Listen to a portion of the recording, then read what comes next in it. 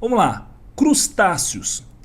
Os crustáceos, eles são animais, então, como o nome já diz, que tem uma crosta, ou seja, o exoesqueleto deles geralmente são mais rígidos, devido à presença de carbonato de cálcio, gerando essa dureza, tipo o tatuzinho de jardim, né, a barata da praia, o caranguejo, o siri, a lagosta, o camarão. Tá? Só uma diferença clássica aqui: o corpo do caranguejo muito mais robusto, mais arredondado, enquanto o siri bem achatado. Por quê? Ele precisa ter um corpo mais hidrodinâmico que o caranguejo. As patas do caranguejo somente para andar. A última pata aí do siri, pata para nadar. Tá bom? Então, vamos lá, continuando. A maioria deles, por viverem na água, né, então vão ter respiração branquial. Só lembrando que tanto água doce quanto água salgada. Por exemplo, camarão, você tem camarão de água doce também. Você tem várias fazendas de cultivo de camarão de água doce. Claro, tatuzinho de jardim não vai ter essa respiração branquial, uma vez que eles vivem no solo, né? E como eu já falei, exoesqueleto cheio de carbonato de cálcio, gerando essa dureza, tá bom? Como o que acontece? O corpo deles ocorre a fusão entre a cabeça e o tórax, formando o cefalotórax. Céfalo, né, vem de cabeça, cefalotórax, cabeça grudado com o tórax. Então olha aqui, é uma peça só, cefalotórax e abdômen. Geralmente então com dois pares de antenas, tá? Enquanto os insetos é um par, aqui nos crustáceos dois pares de antenas, podendo aí geralmente ter 10 patas, são decápodes, tá bom? Podem ter olhos compostos também. Então, aí os crustáceos. Então a maioria também tem dois sexos, ou seja, são dioicos, ou é macho ou é fêmea, tendo uma fase larval, metamorfose, ou seja, o desenvolvimento é indireto. Próximo grupo, rapidão, vamos lá, aracnídeos. Os aracnídeos você tem aranha, escorpião, o carrapato e o ácaro. Oh, que delícia esse ácaro. Só de saber que seu corpo está repleto de ácaro nesse momento é uma delícia. O que acontece? Você tem aqui a cabeça se fundindo também com o tórax, formando então cefalotórax e o abdômen. O que vai acontecer? Ué, professor, então é crustáceo? Não, porque a gente tem aqui ó, cefalotórax, abdômen e 8 patas. 1, 2, 3, 4, 5, 6, 7, 8. Ué, e essas duas patinhas? Não, na verdade isso aqui não são patas.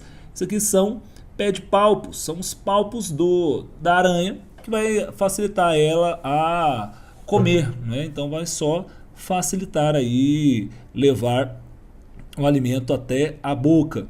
Interessante você visualizar aqui as quelíceras, tá? E as quelíceras da aranha, por exemplo, ela tem glândula cheia de veneno que vai inocular essa peçonha, né? O termo mais correto de falar é peçonha e não veneno. Já o escorpião utiliza o seu aguilhão para inocular a sua peçonha, tá bom? Então, vamos lá. O que acontece? São eficientes predadores. Os aracnídeos amam inseto, então você só vai encontrar os aracnídeos onde você tem insetos para ele comer. Só vão encontrar insetos onde tem alimento para esse inseto. Então limpa a sua casa que vai sair os insetos, consequentemente vai embora as aranhas, os escorpiões. Óbvio, esses animais amam lugares mais escuros para eles se acomodarem. Então se tem muito entulho, é um chamativo para os aracnídeos, tá bom? O corpo, como eu já falei, dividido em cabeça, tórax e abdômen. São octópodes, tem 8 patas, não possuem antenas, tá? Um par de quelíceras, tanto eles são chamados de quelicerados. E nós encontramos a fiandeira aqui na aranha. Essa fiandeira é uma glândula que vai produzir a teia, tá bom? Então, interessante ver aqui, ó, eles geralmente têm 8 olhos, as aranhas, tá bom? Então, nos escorpiões, a peçonha, como eu falei, é inoculado lá pelo aguilhão. Então, as aranhas geralmente eles vão inocular a sua peçonha, né? E ao inocular essa peçonha começa a digerir o animal, e depois de digerir a aranha volta lá e para sugar o alimento já digerido. A maioria dos aracnídeos também, assim como os insetos, fazem respiração traqueal, tá bom? As aranhas, como falei, geralmente têm 8 olhos, né? E são dioicos, ou seja, tem um macho ou a fêmea, não tendo metamorfose, ou seja, o desenvolvimento é direto. Só lembrando a importância medicinal aí dos aracnídeos, são os casos em que ocorre a picada da aranha, levando então à necrose do tecido. Por quê? Porque a sua peçonha começa a digerir o tecido onde ele foi liberado. Por isso, tomou uma picada de uma aranha, né, vai ao postinho tomar um soro, tá? Não é soro fisiológico aquele bebê, tá? É soro anti-aracnídeo. Vamos lá.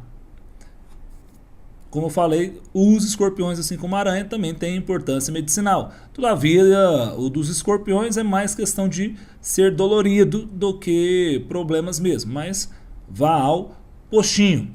Os quilópodes e os diplópodes são animais que também podem ser chamados de miriápodas, como se fossem milhares de patas. Apesar disso, eles não têm milhares de patas, tá bom? Então você tem a lacraia e a centopeia, onde o corpo deles é dividido em cabeça e tronco, onde cada segmento, cada metâmero desse, né, tem um par de patas, tá? Um par de patas. O que vai acontecer?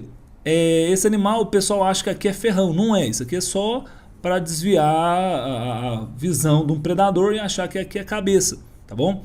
Eles têm também um par de antenas, tá? E por baixo as forcípulas.